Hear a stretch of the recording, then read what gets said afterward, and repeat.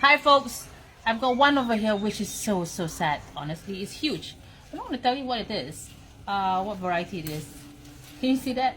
It was growing so nicely. Then the bird decided to go for a shopping, eating in my Michelin fig garden. Can you see that? So annoying, isn't it? I'm going to kill my kids for not covering this. So, isn't it wonderful? Yeah, nice, no? But too bad, not to throw it. Next!